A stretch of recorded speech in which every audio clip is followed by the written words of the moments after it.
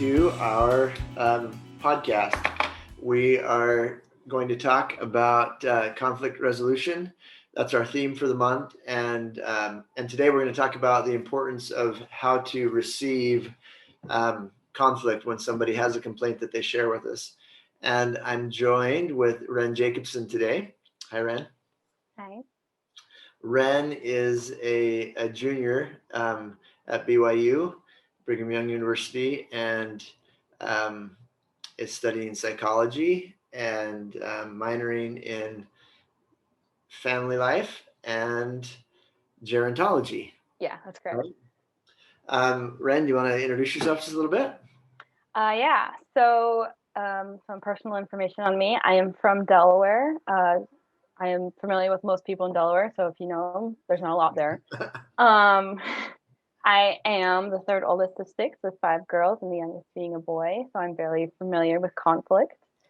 And that's a pretty good summary. You got my studying, and so yeah. Yeah. Yep. Ren also got married about 6 months ago. Yes, I did. So hopefully you're practicing some good conflict. Yes, that's a whole different kind of conflict that I have fortunately been graced with the experience of. Yes. So we're gonna, in order for conflict to go well, there are a couple of things that have to happen. Communication in general is the process of getting a message from one person to another person. Right? I've got something that I want to try and find something. I've got something that I want to get from me to you, and communication is that process of getting a message from me to you, and the more intactly this message gets from me to you, the better we have communicated. Right? If I just give you the lid, then I haven't communicated very well on my end. And if I try to give you all of the message and you only take the lid, you only focus in on one little aspect of what I was trying to share with you, then you haven't done a very good job in receiving the message, right? I actually really like that it was your water bottle that you happened to show, because it shows how necessary we need water. And so in communication, you can be trying to communicate the most important thing that could save the relationship. It could be the difference between divorce and having a successful marriage. But if either one is not willing to cooperate or understand, or if they are just limited to the lid, they're not going to get the water that's necessary to help. That's really good. That's really good insight. I intentionally grabbed my water bottle for you. Of course. So that's what communication is in general. And so that requires, in order for that process to go effectively and efficiently, then both people have to be, that requires me presenting the message well, right? And in this case, you receiving the message well, or vice versa, you presenting the message well and me receiving it well. That becomes even more important in situations involving conflict. Why? Well, because it's more difficult to present and receive well when we're dealing with conflict. And so today we want to kind of focus primarily on how to receive a message well in the midst of conflict. And there are 3 components to any message or any, just to go back to this, every single message has 3 elements. It's the behavior that we're talking about, how we or the other person feels about that behavior, and why they feel that way. And so I use an acronym as I work with people, either BFR or BFW, just to kind of keep things complicated instead of just choosing one. So BFR is the behavior, the feeling, and the reason why I'm feeling that way. And BFW is the behavior and the feeling and the why. And so those are the 3 elements that make up an issue. And so when you're receiving conflict from somebody, what is it your job to do? It's your job to receive all 3 of those components. So Ren, in your experience, what are some of the obstacles that you've noticed growing up with 5 siblings and 5 of you being the same gender, all being girls? What are some of the obstacles that you've noticed in your own personal life that get in the way of effective listening in the midst of conflict? So just talking about your BFW, it reminds me back to middle school when we had to do, I feel blank because Right. blank, I want blank. Reflective listening. And like, you kind of like look back on it and you think, oh, that's so cliche. Like, that's so whatever. But actually that's so necessary. It's cliche because it's true and it's what You're we actually need. really lucky to have learned that in middle school because most people don't. So. Well, obviously it didn't stick because I had to learn this the hard way. Don't blame on my teacher, just purely my teacher self.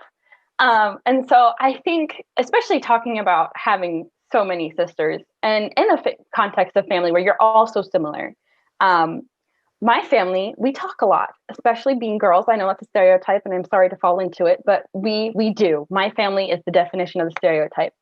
And I've noticed we have just like, we will just pound it out again and again, and we'll just say the same thing over and over and over again. And we're like, why isn't this working? Why aren't you understanding? And it's like you're just doing the same thing again and again. Whereas we assume that we're so similar that we would understand what we're trying to say. And so it's kind of just this horrible cycle of we're similar, so we're going to do this, but we're similar, so why don't you understand this? And so I just think it's very interesting in terms of family. And then even when you do talk a lot, that's also a bad thing because my poor brother, who is the youngest, he has to yell to get attention. He's like, it's my turn. It's my turn. And it's really, it actually is really nice because it's how we don't talk. It's not how we communicate. It's how he has to communicate. And it actually causes us to be quiet and listen, unfortunately for him. But I just think it's really interesting how easy it is to get caught up in this is my problem. This is what I'm thinking. And why aren't you understanding it? You're hitting on something super duper important. 2 things, actually, if not more, that are really important in this process.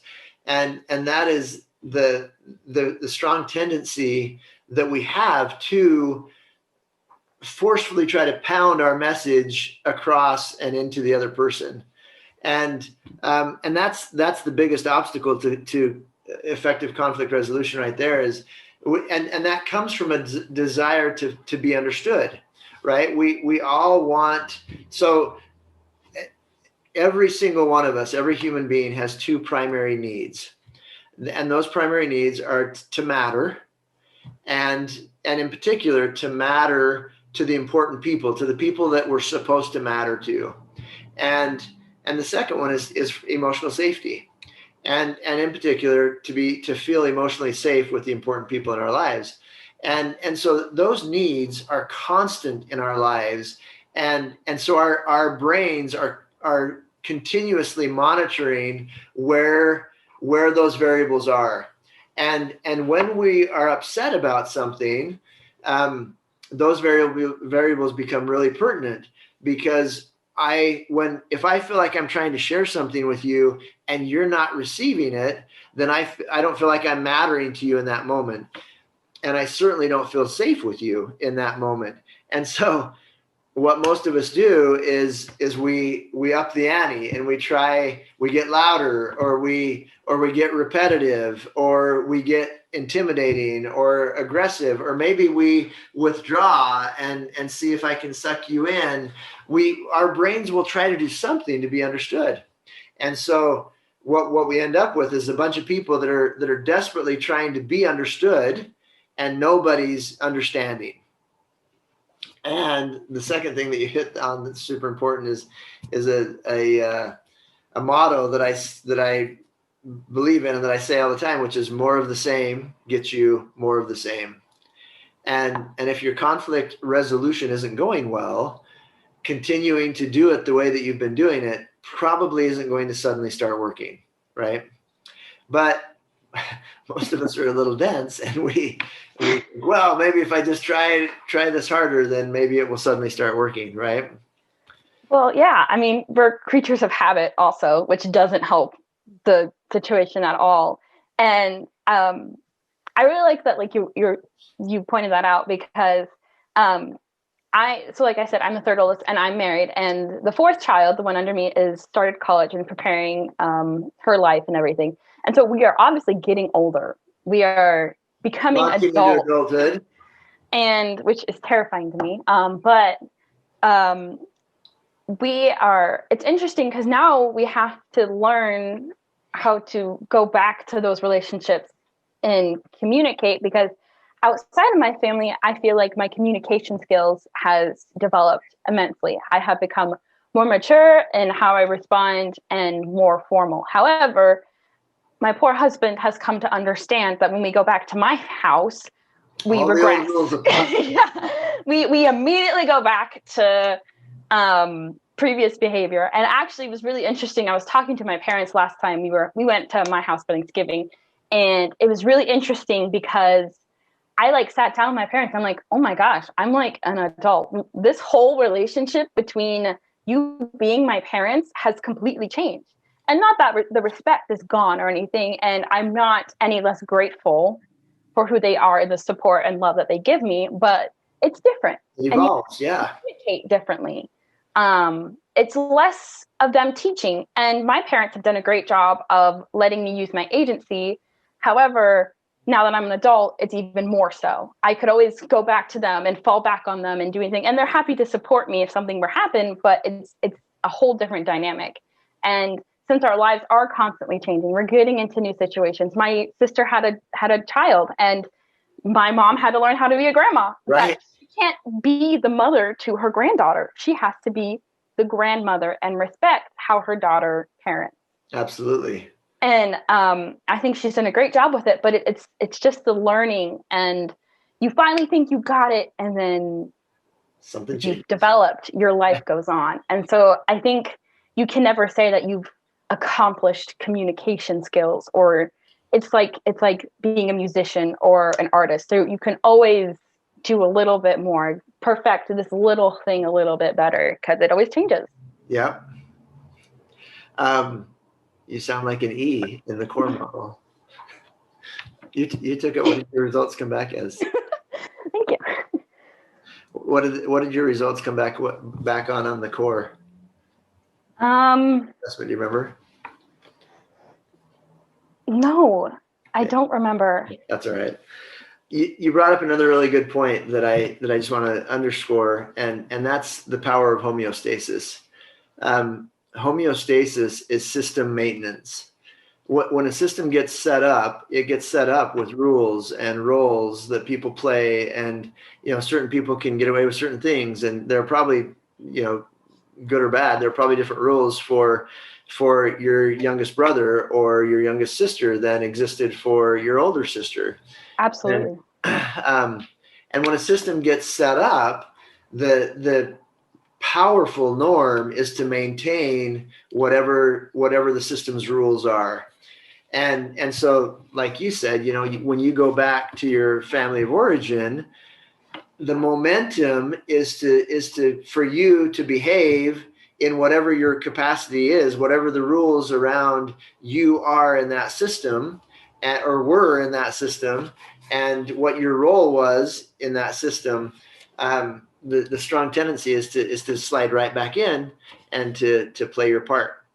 And you're at such an ideal time in your marriage, as you're just starting out and establishing the new system. You get to set it up, and if you can use your knowledge and your all the things that you're learning, and be able to set that system up well, then that will become what is maintained. And instead of energy going into maintaining dysfunction, energy can go into maintaining health. And it's so much easier to set up a system well than to change it after it's already been set up. Absolutely. A big part of what I've learned in getting married is the differences between families. And now you guys are very in an intimate situation where you have to balance these two differences. Not only for external family sakes, but for your marriage and your new family's sake. And it was really interesting getting to know his family because I see things that are totally like, whoa, like this is not how my family functions. And it's not that they're wrong by any means. Necessarily. Yeah. And there's nothing I could do to change it, even if it even if it needed to be changed, because this is how it's been going on for 20 plus years. Right. Like, you have no power to change that system, really. At all. And so it's just very interesting with the whole, like, once the system is set, it's set. I just sit back and enjoy my in-laws, and that's what I do. That's really wise. It's tested my patience a bit because it's like you're such an intimate setting and you're used to in that intimate setting being able to respond in different ways. And again, not that they're doing anything wrong. This is their family. It's just different. And so it's just something you have to adapt you're with. a late addition to that system, and you've got to figure out how to very where you late fit addition and where how that system works with you, right? Absolutely. And my husband's the first one in his family to get married, and so I'm the first in-law, which is a whole other. Yeah, my two older sisters got married before we did, and so my family's a little bit more familiar with that. It's still a change, but it's a better, easier transition. And so I think when you say like you're creating a family and you get to set up the system, we still don't know what our system is, right. And it comes back to the two different types of family. We have learned so much since we've gotten married, exactly how different we are. Yes. He is from California. I am from Delaware. You can't get much farther than that. You can't. And we grew up in Southern California. Yeah. Basically, the only similar thing we have is we have the same beliefs, and that's pretty much it. At some points, we have the same core principles, we have the same beliefs, and we have the same goals in life. We pretty much function completely different in every other aspect. And that can create a lot of conflict. Oh yeah. I've been married for 26 years, and when we first got married, well, in fact, probably for the first 10 years of our marriage, our biggest conflicts were around our families of origin, and our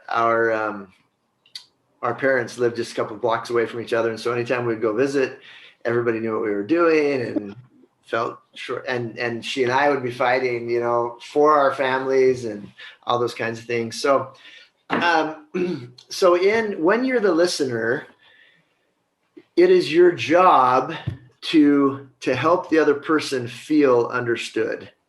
There are three different levels of listening. Most of us, when we listen to respond. And most of us never get past that. And so as soon as you start sharing a conflict with me, a complaint with me, my brain's default is immediately to go into my side of it and to respond and tell you most likely why you're wrong, where you're off on what you're doing, or my side, right? And so that's the default level of listening that most of us enter situations of conflict from. And the next level of listening is to listen to understand, which sounds really good, right? It's a level up, and it sounds like it would be really nice to listen to understand. The problem with that is that once I think that I understand what you're trying to say, I stop listening and I move into my response. And I may think that I understand you long before you feel understood, right? And so the Cadillac version of listening is to listen to help the other person feel understood. And if you can keep that in mind, my whole paradigm and my everything that I try to do as I work with people is designed to help protect attachment. And there are a few times, sexual relationship is certainly one of those times, but there are a few other times where it is most important and most difficult to protect attachment than in conflict situations.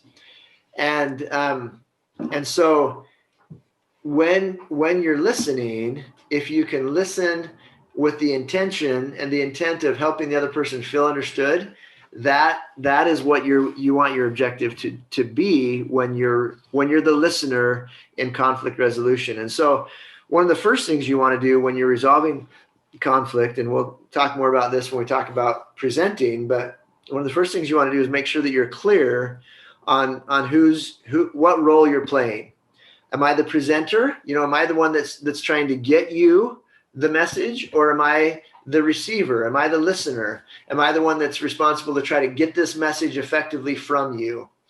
And it's super duper important in conflict to be very explicit. Okay, Ren, I'm going to be the listener. So I'm going to just try to catch you and pay attention. So then that you're the presenter and you can expect me to be the listener. Or otherwise, so Ren, I've got something I would like to talk to you about. And are you okay? Are you okay listening to me right now? And then very explicitly that you're the listener and that's the role that you're going to be playing as we go through this, and that I'm the presenter. Does that make sense?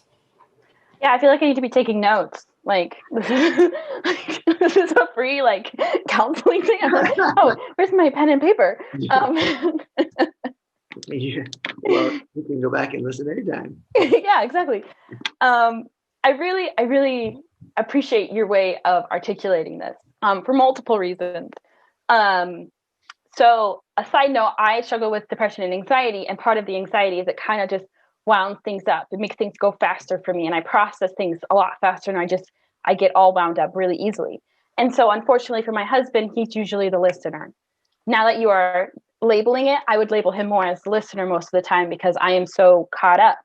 And it's just, I really like that you say okay, I am listening to understand, because he has gotten to the point where at first he would just be like, I understand you, this is the problem. And let's just say he did not understand. Right. And and now feel understood. Yeah. Even if you did understand, if you don't feel understood, it's not working. Absolutely. You're just constantly trying to figure each other out. And he's developed really, really quickly the fact that he just repeats what I'm saying, or what he understands I am saying, back to me. And then it's my job to correct his understanding. And I wish I did it as properly and formally and as patiently as I just said that. But as a response to him genuinely trying to understand and presenting it back to me helps me point out my flaws and what I'm trying to say.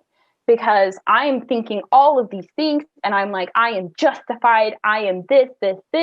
And turns out I'm not. I'm human and I have made a mistake. Not every time, but a fair amount of the time. And so when you say it's the listener and the presenter, I think that's perfectly what needs to happen. Because when that happens and my husband just steps up and fills that role without even knowing it, our conversation goes so much more smoothly. I am able to come down much faster, and we are able to have a much more productive conversation. Yeah, and that's wonderful. And it's also important that he give you an opportunity to listen to him as well. Absolutely. And lots of times we as men are not as good at giving our partners an opportunity to listen. Yes. So when you're the listener, so first you want to identify that you're the listener or the receiver or the presenter. Sorry, you're the listener or the presenter. The second thing you want to do is to keep in mind that your job as the listener is to help the other person feel understood. That's your job. How you go about doing that is there are 4 things that you want to do when you're the listener in order to help the other person feel understood. And those 4 things are, first, you want to make sure that you're catching all 3 components. You want to catch the B, the F, and the R. And so if you're the listener, in your mind, you want to be thinking, okay, what's the behavior that we're talking about here? And 2, what is the feeling that the other person is having about that behavior? And then 3, why is it that they're feeling the way that they're feeling? So those are the first 3 steps. You want to catch all 3 components: the lid, the bottle, and the water, or this little hangy thing. But you want to be listening for all 3 of those components. And then the 4th thing is that you want to communicate that you care about how they feel. And that's the protect attachment piece of this. So when you're the listener, if you can keep in mind, okay, I've got 4 jobs. I need to listen for the behavior. I need to listen for the feeling. I need to listen for why they're feeling that way. And I need to communicate back to them that I care about how they're feeling. Because the whole point in resolving conflict is to get to a better place in your relationship, right? And so if you can keep that in mind, then it doesn't do any good if I vomit all over you or I blow up our relationship and then hope that I feel closer to you at the end of that. And so when you're the listener, how do you go about doing those 4 things? And for you, it can go back to middle school. Absolutely. I think typically we just overthink communication. Like saying going back to middle school, like I said earlier, that's what it is. And I think when you're having a conversation with whoever you're having and you are trying to resolve conflict, even if you just take a pen and paper and write it out, put the BFW and write it out.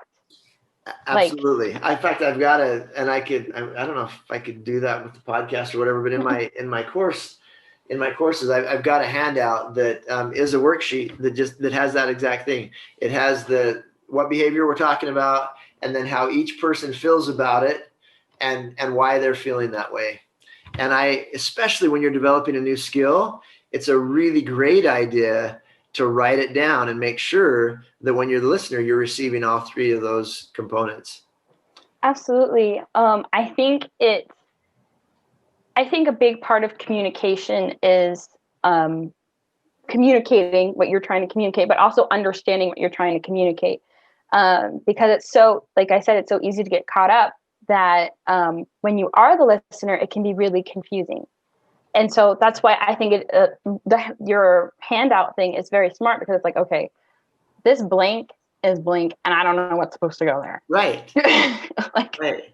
Well, and depending on your personality, if you're a highly external processor, then a lot of times as the presenter, you're not even going to know necessarily what those components are for you until you're talking about it.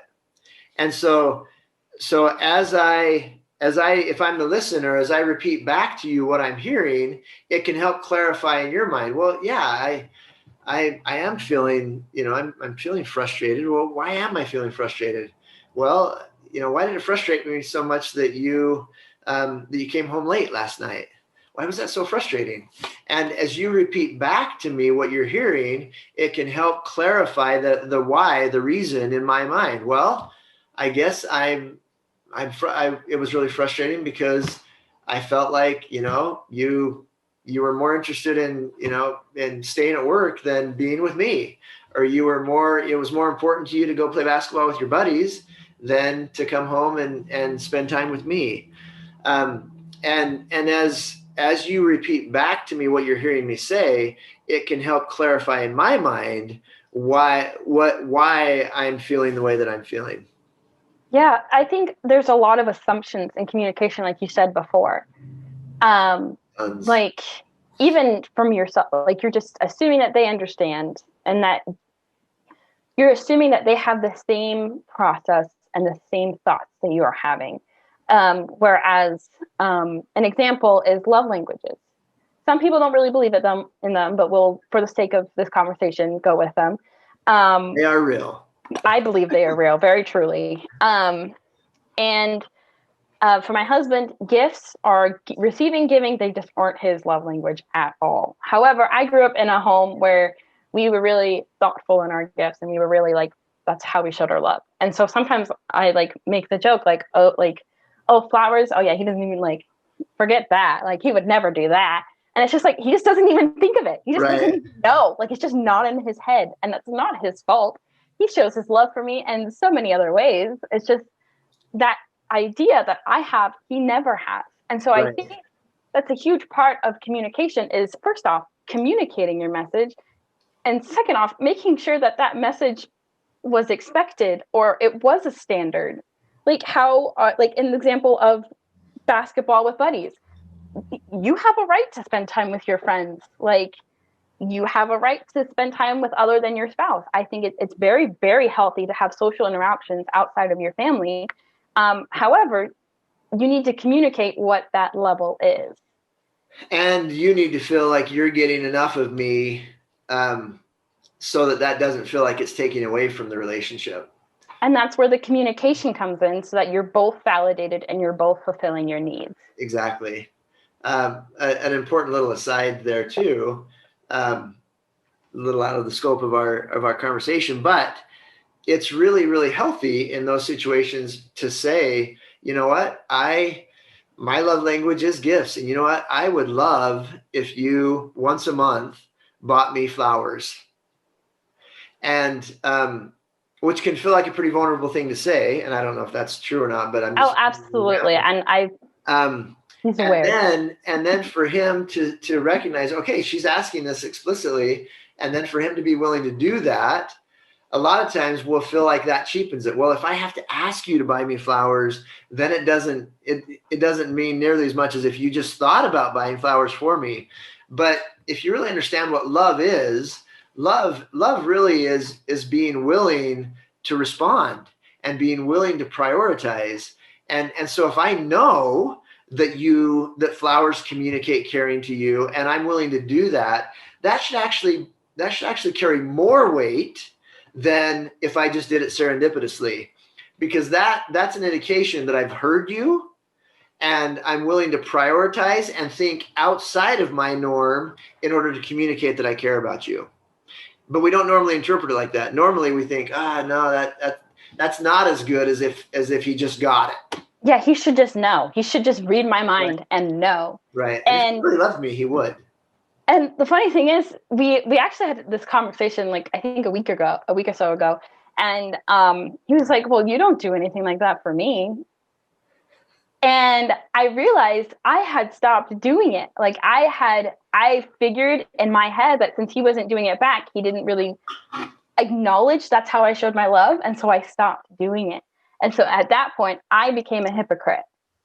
And so it's just like, and he wasn't like trying to point out my flaws or anything. He's just like, well, do you do this? Like, how can I understand and give this back if you're not doing it too? And I thought that was totally like, this is the part where communication comes in. Like, I'm expecting this communication from you. Back and forth, right? Yeah. And so that's something I've really grown to appreciate about communication, is that like so much conflict is just miscommunication. Oh, huge percentage of conflict. Well up into the 90% and above results from miscommunication, misinterpretation. And it's gotten to the point where like almost everything, I just want to sit down and be like, okay, what is not connecting here? Like, because so much of it BFR or BFW. Yeah. And then it's easy to think, oh, I'm right, or just because something happened once, that's the standard. Right. So how about, would you mind, why don't we practice a little bit? Why don't we demonstrate how to effectively listen? Do you want to be the presenter or the listener first? I'll be the listener first. Okay. So then if I was throwing you a good pass, if doing a good job of communicating well, I might say, Ren, when think of some behavior.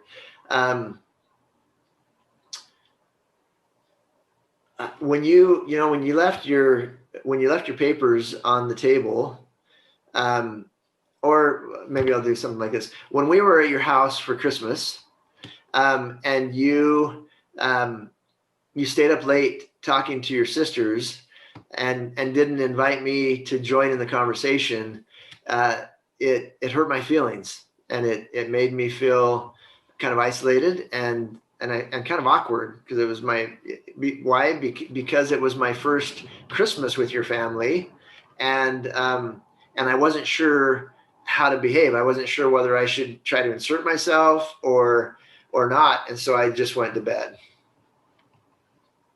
So if that was the message that I gave you, how would you effectively receive that? And I want you to think of those 4 things. So in that situation, I would try to identify the behavior. When I didn't include you in the conversation, we were sitting down, talking up late, and you were not involved. You were not invited by me. It caused you to feel out of the loop, excluded, uncomfortable, and like you didn't have a place in the family, or in the situation. And that caused you to go to bed to avoid that uncomfortable feeling. Yeah. So you've got the behavior and the feeling. What's the W? Why did I feel that way? You felt that way because. And if you don't know, just ask. Yeah, I'm like trying to. This is good for me. Why did that cause you to feel that way?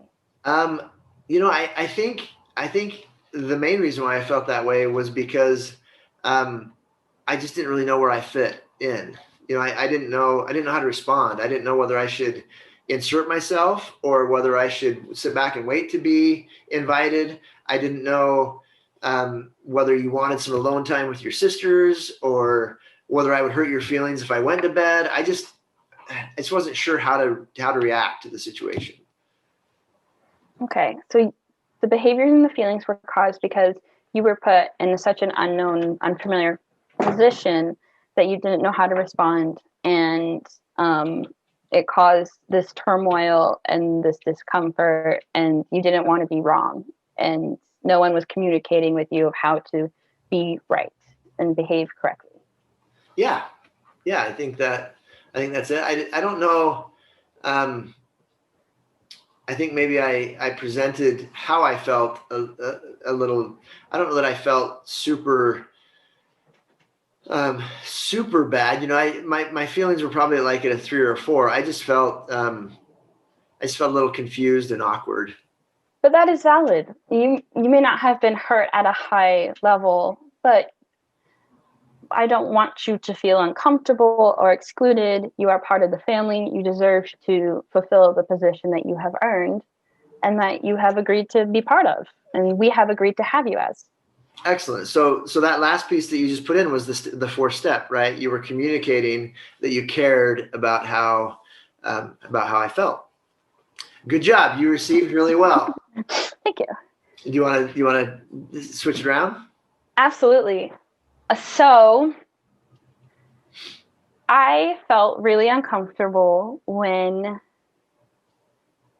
you undermined me in a conversation with our friends. We were discussing with our friends about a certain political topic, and you kept undermining me and questioning every little bit and focusing on how I was wrong, and it made me very uncomfortable and made me feel like I was being made fun of.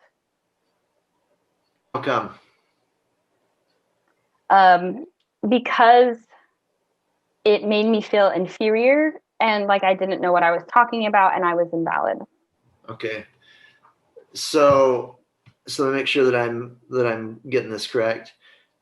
Are you talking about the other day when we were talking to Joe and Susan?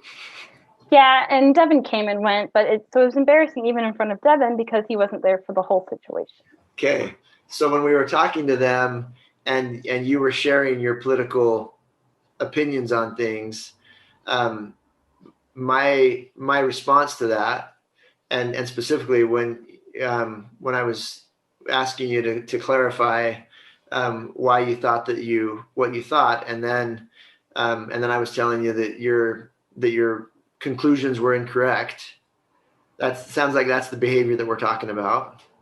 Yes. To me, it appeared as if you were criticizing the way I looked at things and looking for faults in my reasoning. So that's the reason, right? So you felt stupid, and you felt embarrassed in front of them because you felt like I was criticizing you and minimizing your point of view.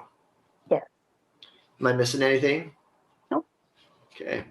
Well, first off, I'm really sorry.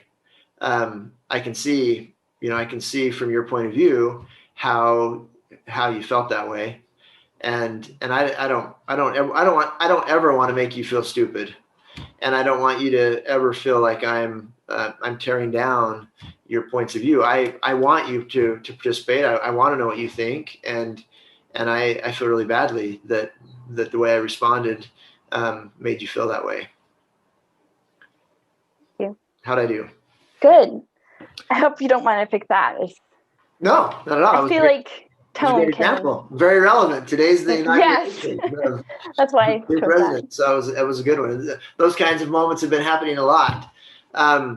So hopefully that gives any of you that are listening a kind of an idea of what it looks like to effectively receive. Ren, you did a great job. And I also, I really appreciate your time today. You've been a wonderful guest. Thank you. And it's really fun to visit with you. Any final thoughts that you have on the importance of listening in conflict? I think listening is where the first problem is, and conflict and communication, especially when it comes to tone and standards. And so I feel like the best thing you can do is what he said, take a step back and try to understand the reasoning behind it. Excellent. So I would really recommend that, again, five things to keep in mind. One, specifically identify what role you're playing, who's the presenter and who's the listener. Number two, if you're the listener, keep in mind that it is your job to make sure that the other person is feeling understood. Listen to help the other person feel understood. And then listen, and then the 4 steps so I guess there are 6 things. You listen for the behavior, you listen for the feeling, you listen for the reason why they're feeling that way, and then finally, and perhaps most importantly, you communicate to them that how they feel matters to you.